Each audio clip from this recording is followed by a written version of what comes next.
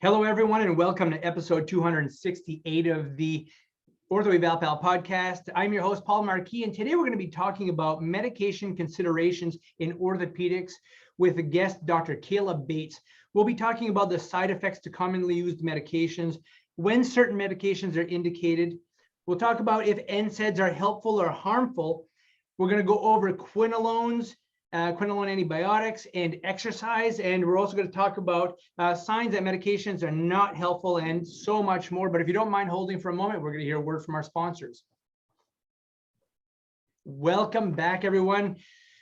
So we have a great lineup today, and I know that this is a podcast topic we could probably talk about for hours, but we've really tried to, fine tune this a little bit and hone in on a few things. And maybe this leads into other podcasts about other topics. But just to let you folks know, I've been out of college for 31 years, and when I went to college back then, we did not have classes on pharmaceuticals. And if we did, it was just kind of like, this is what Advil is, and this is the generic name to it, and this is what Tylenol is, and that was it. I mean, really, it might have been a half-hour class and introduction to that.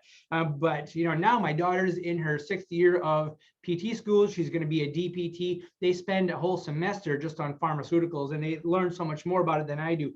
So this podcast is not only for you, the listeners, but also for me. Okay, I'm going to learn a lot here today, I'm sure.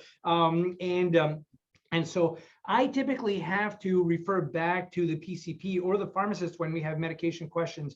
But because we spend so much time with patients, an hour, hour and a half, 3 times a week for, maybe a couple of months, we're there and we hear a lot of questions and we answer a lot of questions and we try to direct our patients the right way. So I think today we'll be able to do that. And, with me today, I have pharmacist Dr. Kayla Bates, and Dr. Bates is a board certified pharmacist who went to the University of Hudson and in the pharmacy program, graduated in 2015. Following graduation, Kayla served as an intensive care pharmacist at Eastern Maine Medical Center before moving home to serve as the director of pharmacy at A.R. Gould Hospital in Presque Isle, Maine. Kayla likes to spend her days off doing anything outdoors, specifically hiking, downhill, and cross-country skiing, snowshoeing with her wife, daughter Evelyn, and 3 Labrador retrievers, Tucker, Bailey, and Gunner. And I would like to welcome Dr. Kayla Bates to the show. Thank you for coming on.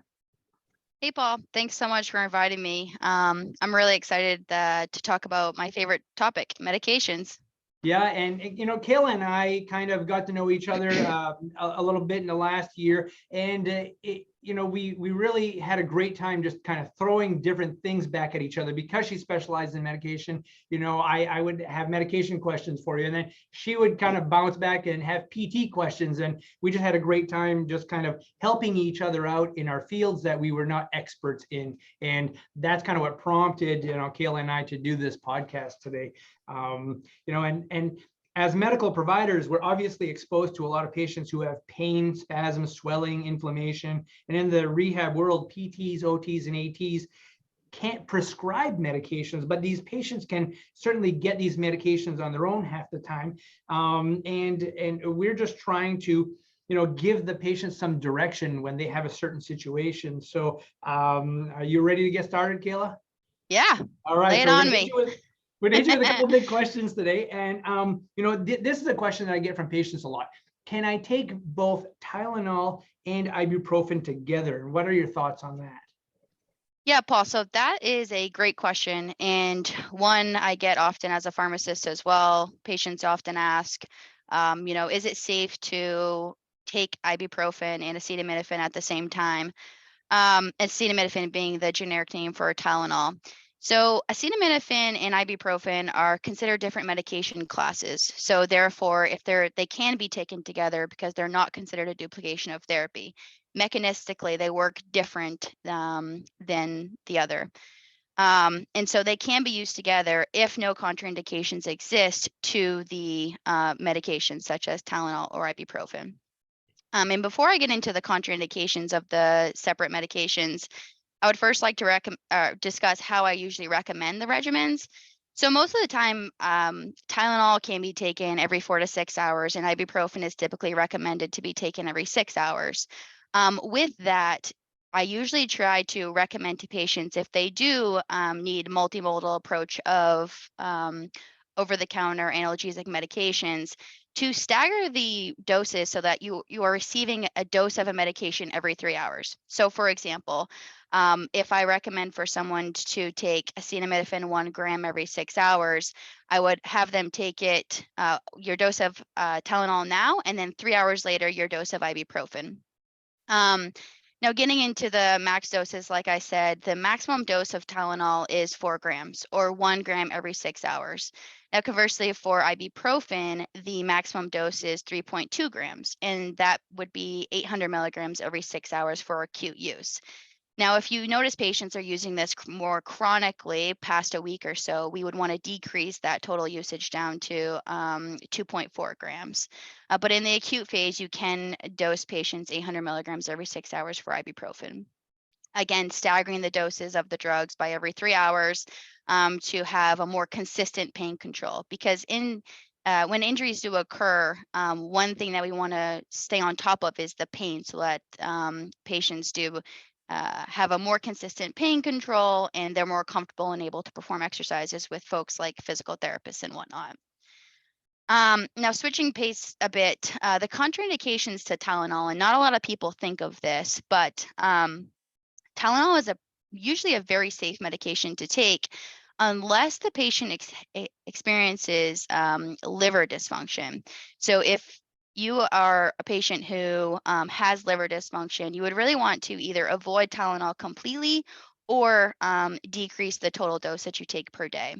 And the reason for that is the way that acetaminophen or Tylenol is metabolized by the body.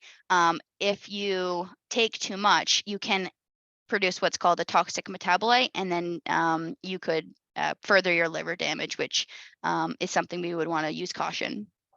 Now, for contraindications to ibuprofen, this is a little bit more interesting. So the way that ibuprofen works is it downregulates what's called prostaglandin production, which in our bodies, we secrete prostaglandins daily.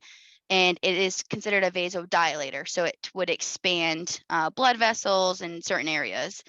And so ibuprofen works to decrease the production of those prostaglandins. And when it does that, it can cause vasoconstriction or clamping down of certain blood vessels. And we really want to use caution in patients who have high blood pressure or renal disease, because if we recommend NSAIDs to patients who have high blood pressure, we could actually worsen their high blood pressure. And then that puts patients at risk for stroke, myocardial infarction, worsening of their renal disease, holding on to fluid, not being able to secrete fluid, and then that just causes a cascade of potential for congestive heart failure. So while ibuprofen is considered safe in most patients, the use in some specific patient categories may be very detrimental. And before we go and recommend ibuprofen or any NSAIDs, naproxen over the counter, we really want to have a true understanding of the patient in general, because even though these are over the counter medications, it can have detrimental effects for the patient. So those are the big contraindications to those two medications. But again, in most patients, they are safe to take for adequate pain control. But I would be asking those big questions. Do you have hypertension? Do you have high blood pressure? Do you have renal disease? And do you have liver dysfunction?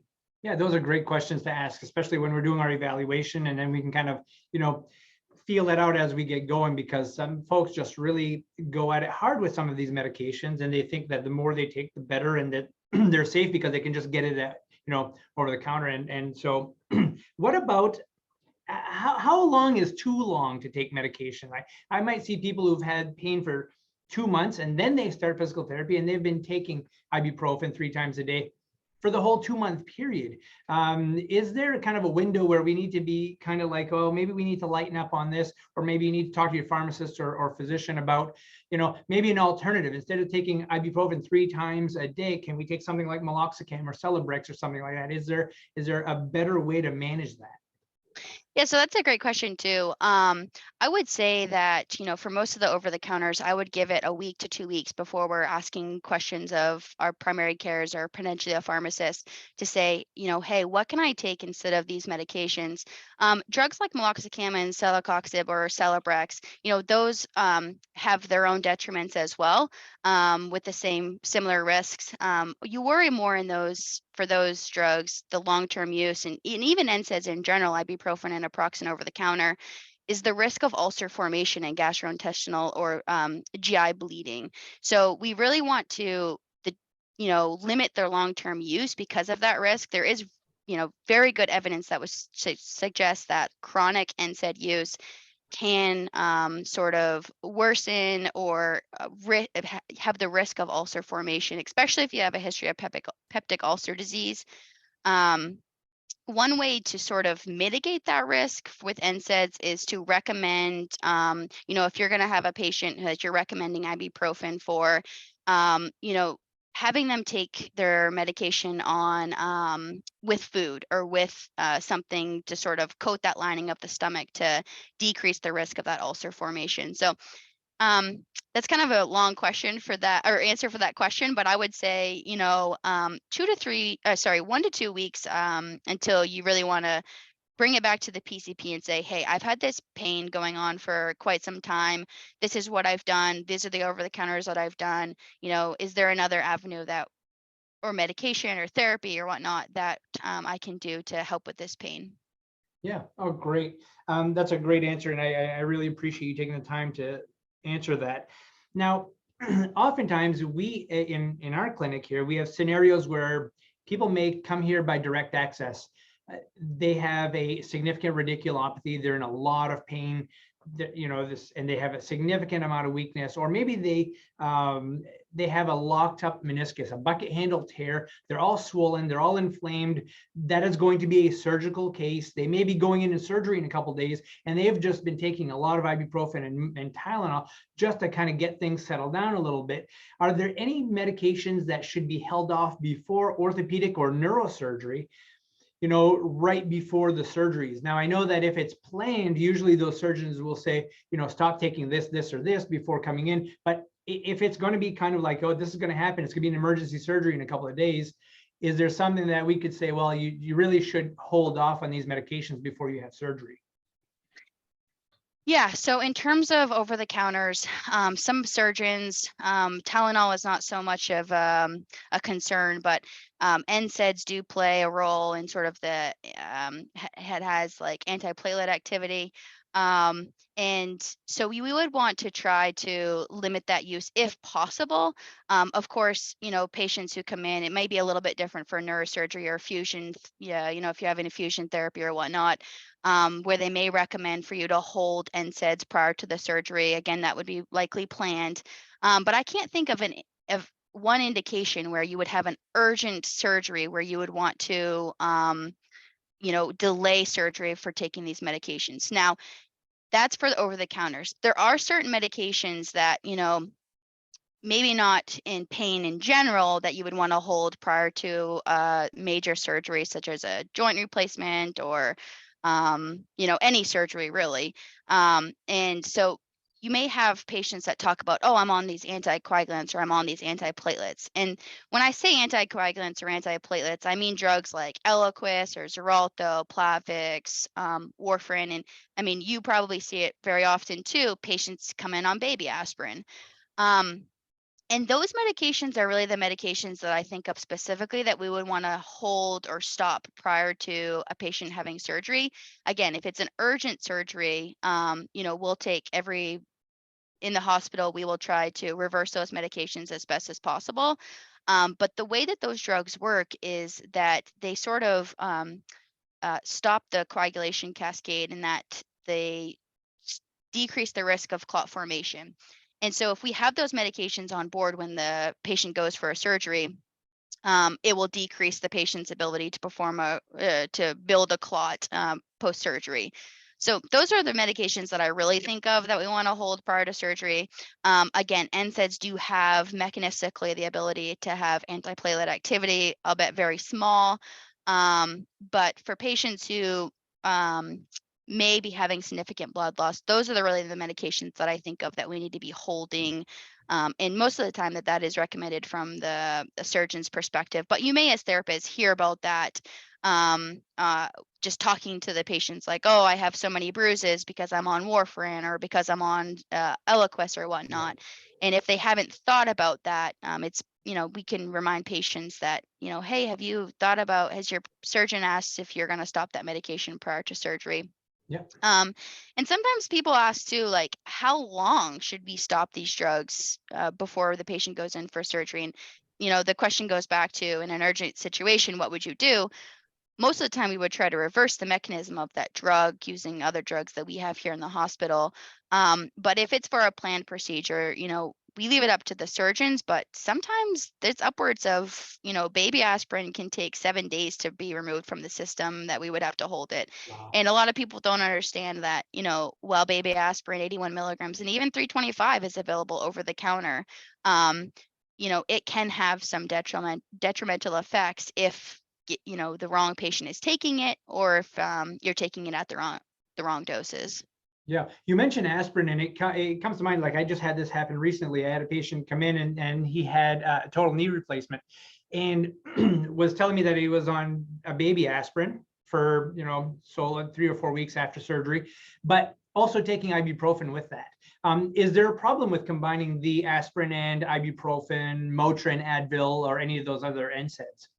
Yeah, so NSAIDs and aspirin are considered sort of in the same category. If a patient was on 81 milligrams of aspirin, it wouldn't necessarily stop me from recommending a patient to take ibuprofen in the acute setting. Chronically together may not be the best idea. Again, that's really going back to the risk of GI bleeding and the risk of ulcer formation. Both of those drugs combined have that risk factor to cause that. And that's really where it comes down to. We wouldn't want those patients to be on it long term. Also, why are patients on aspirin? They post myocardial infarction, heart attack, stroke.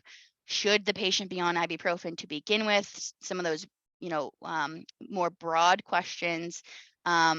So I would say most of the time I don't recommend ibuprofen and aspirin together just because of the comorbid conditions that patients may have while on aspirin.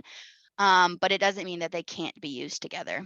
Again, Yeah. though, cautioning the use of taking the medications with food to decrease the risk of ulcer formation. Yeah, I have a lot of people who come in who are very conscientious about, medication, and they pride themselves on not taking a lot of medication. If somebody needs something like an NSAID and they don't want to take Advil, Motrin, ibuprofen, meloxicam, anything like that, is there anything natural that they can take that can help naturally decrease inflammation in your body? Yeah, so that's a great question. And I will admit, I am not a homeopathic expert when it comes to sort of those over the counters of alternative agents such as like turmeric or glucosamine and chondroitin. The data is a little bit wishy-washy, honestly, regarding those medications. Some patients take it and they say that it works great for them. I always say, as long as there are no drug interactions, that the patient can take that as long as your provider is aware. And there are some patients who come in and say, oh, my turmeric has helped me so much with my osteoarthritis or my joint aches. And sometimes I just have to chuckle with the use of those medications, just from my nature of being a pharmacist and looking at the pharmacological aspect, although appreciating the non-pharmacological aspect of treatment as well. One thing, though, that I did touch on is, we focus a lot on prescription medications and what the patient is on when we're doing a medication review. When we ask the patient, what medications are you on, when you're consulting to get an idea of what they've been taking for pain control. But over-the-counter alternative products are just as important. So I think it's very important to say, are you taking any over-the-counter products? And if they say something like ibuprofen, I would go a step further and ask the patient, are you on any herbal products? We often don't think about herbals. We talk about over-the-counters that are kind of, including herbal products. But if we call out herbal products specifically, it may allow patients an avenue to say, oh, yes, I'm on glucosamine. They may not consider that to be a medication per se. Sure. And I want to mention that because there are agents on the market that you can go pick up at Walmart, Walgreens, that can have very significant drug-drug interactions if they're taken together.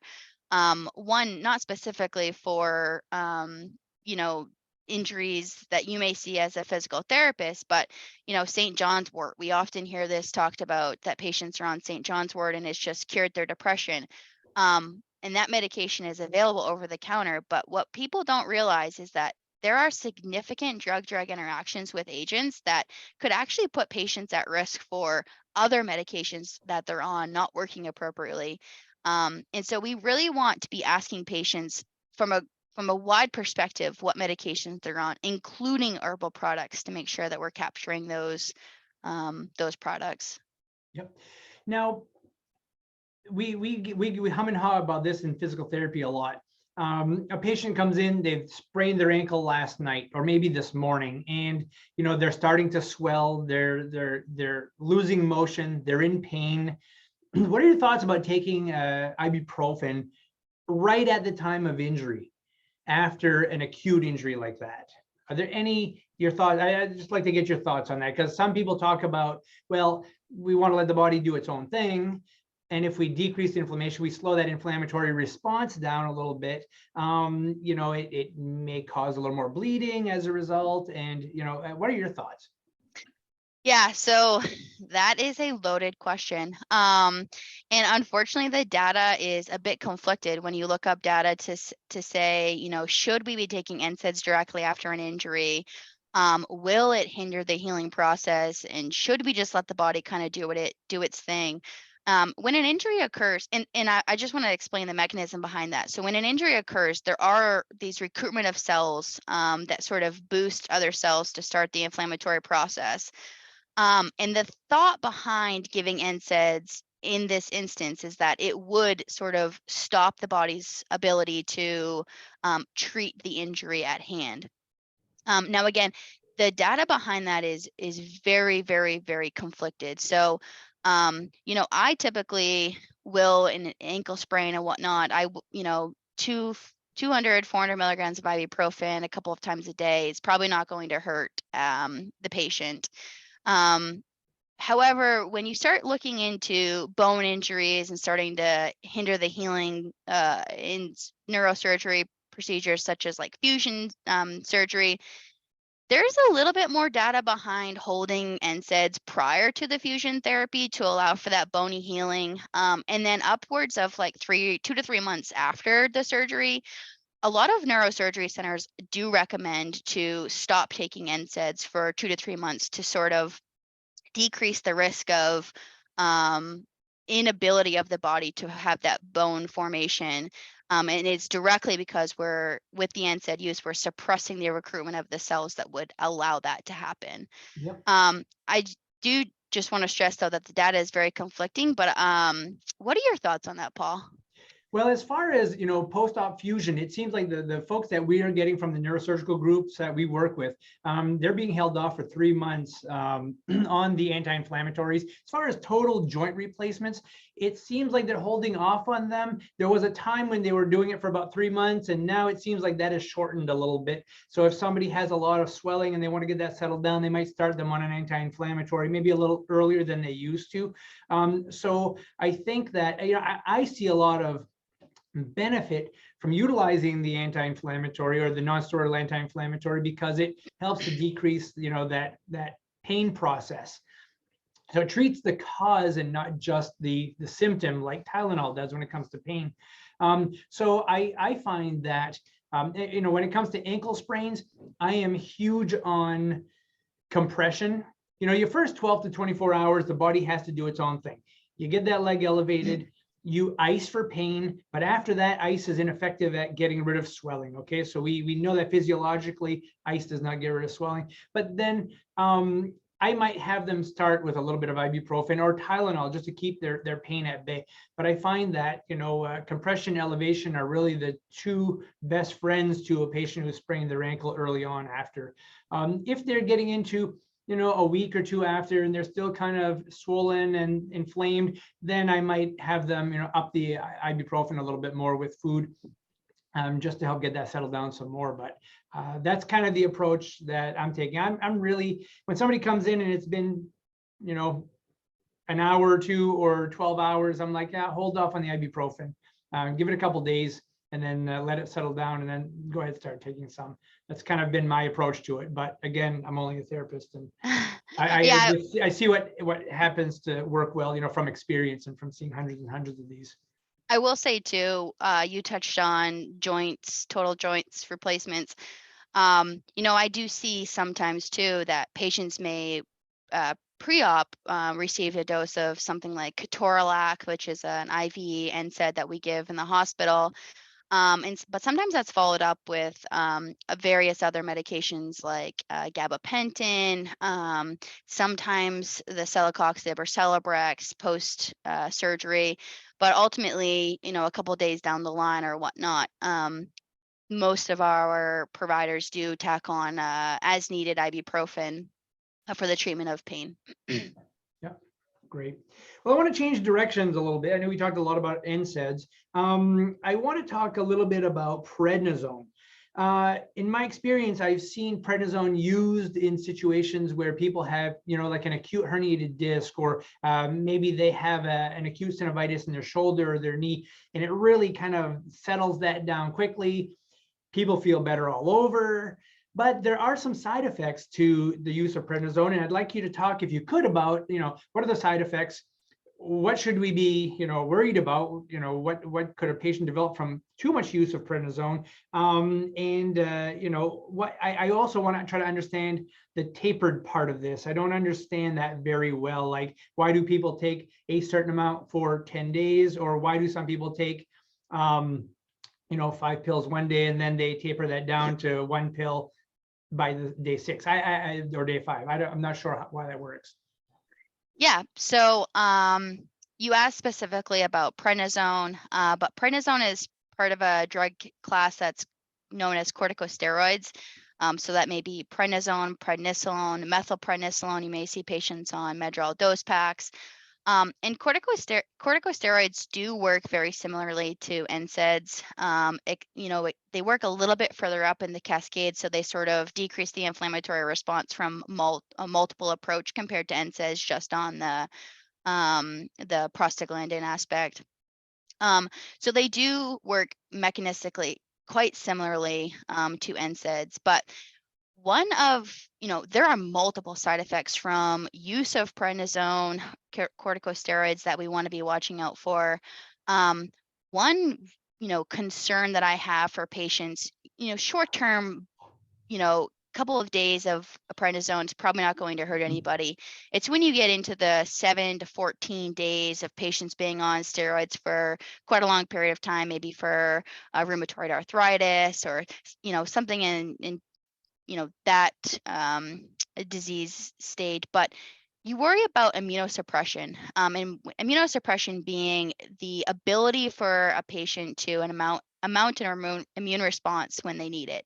So, you may see patients who you and I may be able to fight a cold a lot quicker than somebody who's been on long-term use of prednisone or corticosteroid. And so prednisone does sort of knock out lots of cells that would allow for the production of white blood cells to fight that immune or to fight the infection.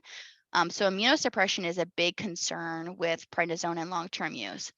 The other that a lot of people don't think about is prednisone can work to actually cause high blood sugar. And then ultimately, while you have high blood sugar for a period of time while you're on the prednisone, it can increase your risk of diabetes. And so for patients that we see chronic use of steroids, most of the time, And I say that sort of loosely, but a lot of the time we see patients start to develop diabetes because of the steroid use. And then the big thing I would think for you guys is the risk of osteoporosis. So while prednisone is sort of knocking out all of the inflammatory response, it's also inhibiting osteoblasts, which when you inhibit that, it doesn't allow the body to form new bone. And then at the same time, it's promoting the mechanism of osteoclasts, which break down the bone, and then you're at increased risk of fractures. So long-term use of prednisone and steroids in general is really not recommended because of those, adverse reactions that can be very detrimental to the patient. And now your last question about why prednisone should be tapered. So I love the hypothalamus pituitary adrenal process that patients, everybody has. And so taking a step back, prednisone, like I said, is considered a corticosteroid. Our body, through the hypothalamus pituitary adrenal gland, or the HPA is what I'll call it from here on out, just to prevent from having to say all of those glands. It on its own secretes a steroid called cortisol. Now, cortisol, and that's just everyday people, we secrete cortisol, which is equivalent to about 7.5 milligrams of prednisone per day. That's just, you and me, we secrete that through our adrenal gland ourselves. For patients who are on high dose steroids for a long period of times, it suppresses the body's ability to secrete that cortisol.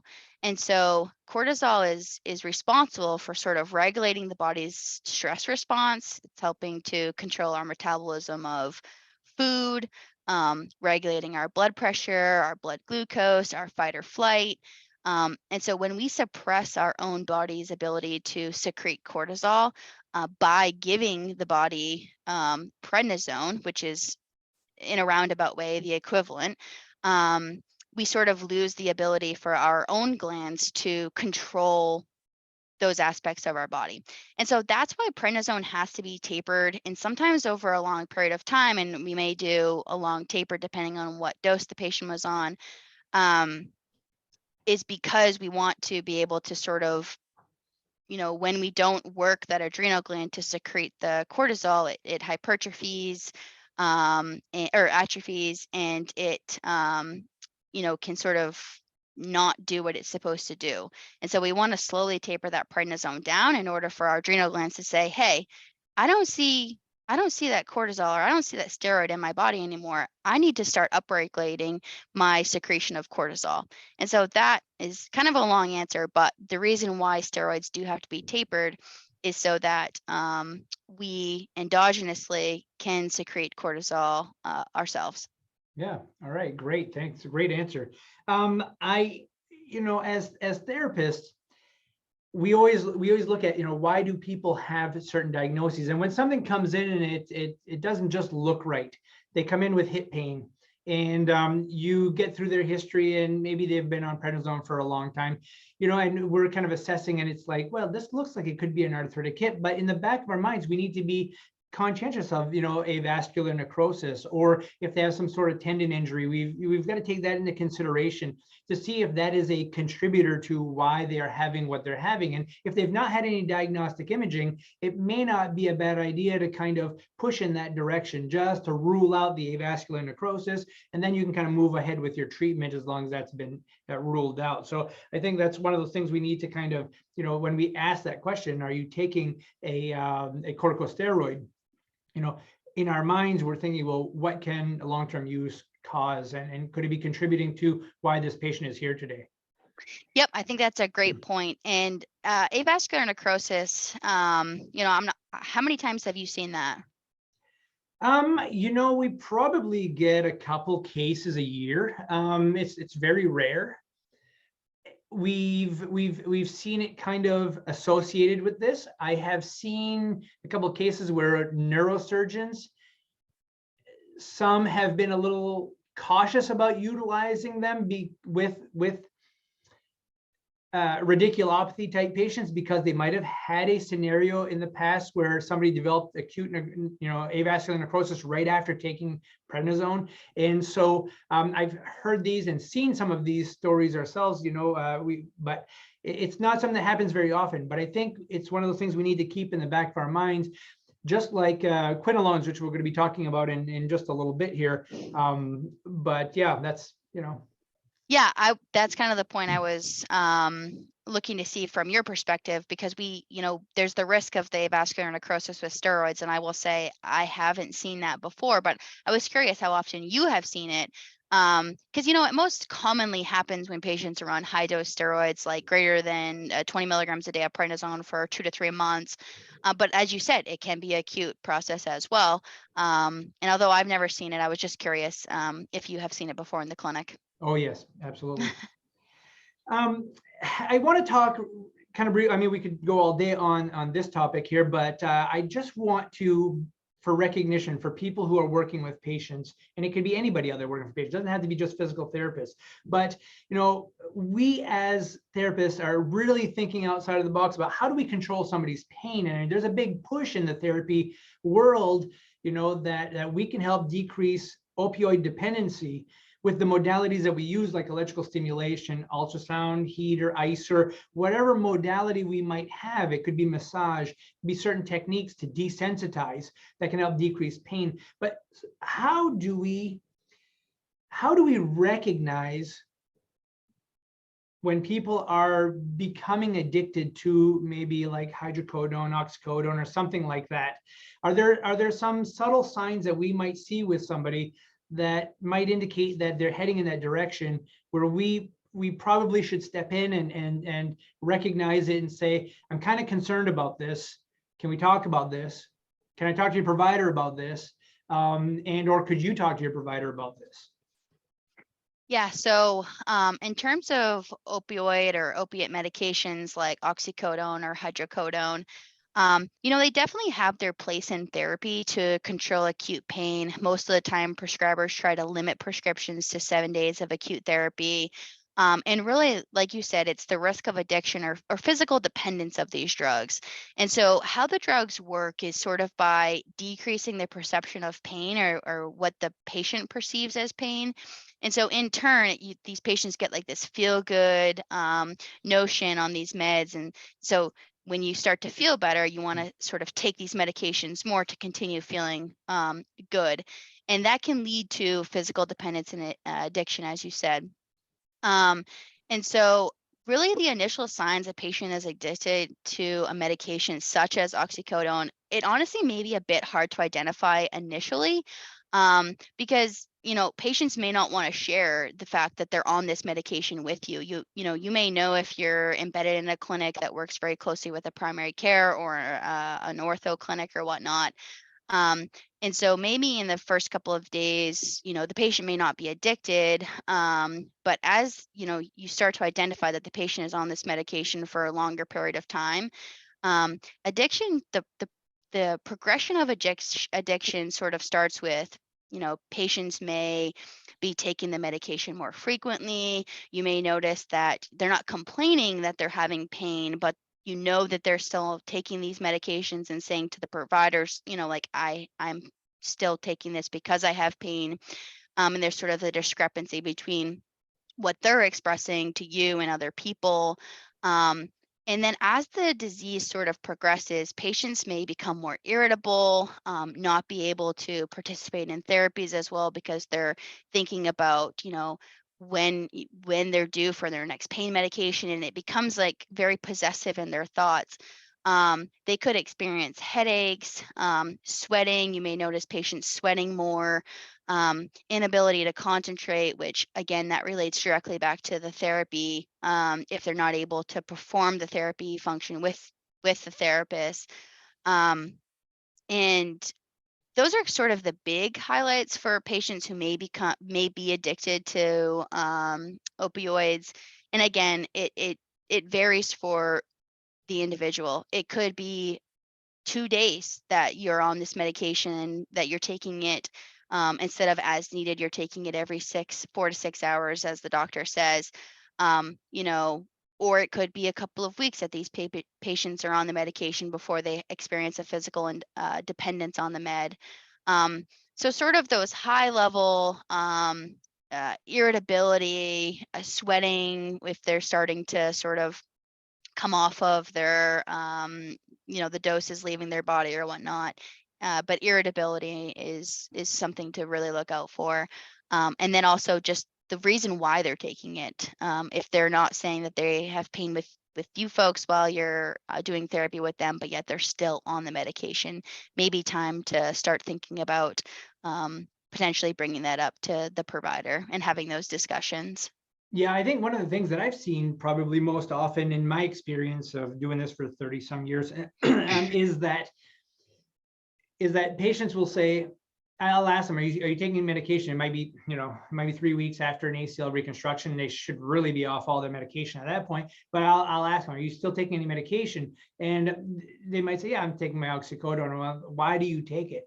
And they so innocently will tell you, I'll say, are you still having pain? And they're like, no, but if I take it before I go to bed, I sleep so much better. But they're not really taking it for the pain anymore. So I've seen that on several occasions, especially in a younger population of people. And I think it's one of those things that we need to be conscientious of. We need to be attentive to. I had a patient recently who said, listen, I have to go have shoulder surgery. I have had a problem with addiction in the past. Can you help me through this? And so we had a conversation with the physician who had no idea. And he's like, yeah, we could definitely work on this, and we can make this, we could keep a close eye on this afterwards. And so I think just being attentive to it, and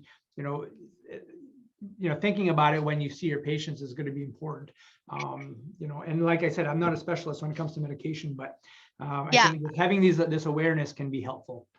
I could not agree more. Lots of people don't want to talk about if they're on opioid medications. And again, acutely, it may be an appropriate mode of medication to treat the pain, but continuing to talk about that and being open with your patient and asking them what they're on for medications at home, including opioid medications. And then, like you said, identifying that post-ACL repair 2 to 3 weeks after shouldn't be on those medications, and you're noticing that they are. Some patients that are on these medications, all they need is somebody to listen to them that, hey, I might have a problem here. Can you help me? That little bit and that question goes a long way. Yeah. So I'm just totally excited about everything we've been talking about today, and I have a little bit more. And I know that you folks who are listening to our podcast, you're thinking to yourselves, "Wow, this is a lot longer than the typical podcast." And usually our interviews do go a little bit longer, but I do need to ask this question. I do want to talk about quinolone antibiotics. I have seen this. I have seen patients who have come to see me, and maybe they're 55, 60 years old, and they said, they're coming to see me because they have an Achilles rupture or partial Achilles rupture. And I'm like, well, what did you do? Did you fall off something? Did you trip? No, I was like going up the steps and my Achilles just let go. And then you start asking the questions, and then they're like, yeah, were you taking an antibiotic prior to this happening? And they're like, oh yeah, I was on an antibiotic. I had this, I wasn't feeling well, and I started taking it a week or 2 weeks before, and blah, blah, blah. But I have seen several cases of people who have sustained tendon injuries after taking a quinolone. Now, is this all in my head? Or, I mean, if I look it up, quinolone antibiotics and tendon injuries, they're like lawsuits all over out there, and there's all kinds of stories about this. Does it exist? Is this true? And do we need to be, as therapists who are exercising patients, do we need to be a little more cautious with patients who are on quinolones? Should we decrease the loading that we're doing with them if they are taking these medications? Yeah. So quinolones, as you say, or fluoroquinolones, are the antibiotic class. We try not to use them too frequently in the outpatient setting, although you may see it in some patients because of their ease of dosing. So most of the quinolones are dosed like once or twice a day. Could I ask you just a quick question though, before we get going? Could you give me some examples of some of the most common fluoroquinolones that are used? Fluoroquinolone is not a word that we hear very often, but if you give us a taste of this antibiotic or what they are, maybe it's going to jump out at us like, oh yeah, I hear that all the time. Yeah, so fluoroquinolones are often commonly called like ciprofloxacin, moxifloxacin, which may not be as common, levofloxacin, but I would say in the outpatient setting, most of the time you will see levofloxacin or ciprofloxacin. That would just be the most common medications, and that would be brand names Cipro or Levaquin. Okay, and those are the Um, ones that I have seen classically. I yep. mean, by far. Yeah. Yeah, and sometimes, like I was saying, prescribers, we try not to use these medications for a variety of reasons. One being the risk of tendon ruptures, especially in the greater than 60 category, but they also, are we try to save them because they can treat very resistant bacteria. So, hopefully we're seeing less of these medications, but of course we do have some prescribers that are using it inappropriately. Yeah. So to go back to the original question of the risk of tendon ruptures with quinolone, cipro, levofloxacin. So when these drugs first hit the market, there was no warning about this tendon rupture, and it was kind of found in the post-marketing trials when it sort of hit the market and lots of patients were using it. That was like around 2008 or so. The FDA issued what's called, and the FDA is they're responsible for sort of regulating prescription medications, advising the public and prescribers of things that go on with drugs. The FDA issued what's called a black box warning, and so if you're not familiar with the black box warning, it's basically the worst of the worst in terms of adverse reactions that can happen when you take a medication. If it has a black box warning, you want to be paying attention to it. And the black box warning, ironically, that exists with fluoroquinolones is the risk of tendon rupture. So no, you are not making this up. It does exist. And the FDA does say that patients are at an increased risk. Anybody can have this happen, but patients are at an increased risk if they're older than 60, if they've undergone some sort of organ transplant, and if they're taking steroids, ironically, they're at the risk of tendon rupture. So if you have a patient who acutely is using steroids, they've now developed a urinary tract infection, they go on ciprofloxacin, they're at an increased risk to have experience this tendon rupture. So definitely something as therapists you want to be asking about at the bedside during a consult. If you can't find a causatory issue why this patient is experiencing Achilles pain, which is the most common that the FDA warns. We want to be asking, have you been on an antibiotic? And if you have, throw out some of those terms, ciprofloxacin, levofloxacin, and sort of assess if patients are have been on them. Yep. Now, it's very interesting that we're talking about this because most recently my wife had an infection. She needed to be placed on an antibiotic, and she is allergic to everything under the sun as far as antibiotics go. So she was placed on the cipro, and she's a physical therapist. She's aware of this because I've talked about it in the past. I've done a podcast about it, about being just kind of like pay attention and listen to this. So she had a couple questions for me. She likes to exercise, every couple of days, likes to do things like the elliptical and maybe some step up, step down type activities. And so, she's like, well, number one, I'm at high risk of, tendon rupture. How long am I going to be at high risk of tendon rupture? So she kind of modified her exercise program while on the medications just to kind of lighten the load a little bit. But she's like, how long should I be cautious? Like in the clinic here, we are not going to place patients on like plyometric activity, high explosive type activities. We kind of lay a little bit lower with the tendon loading type stuff. Although they can tear, biceps tears, rotator cuff tears. I mean, we've seen it in pretty much any loading tendon. But, how long should we be worried about this? And if they took it 2 months ago, do we need to be worried about it today? Yeah, so I would recommend to sort of decrease high impact activity, like you said, plyometrics, whatnot, in the clinic. In those patients who are on fluoroquinolones, but additionally, 1 to 2 weeks after you take fluoroquinolones, We want to be monitoring and limiting patients' high impact exercise. It doesn't even have to be a patient, just people who are on ciprofloxacin, like you said, your wife, limiting the high impact exercise that she may be doing. And then, but to your original question of, I've taken it 2 months ago, am I still at risk?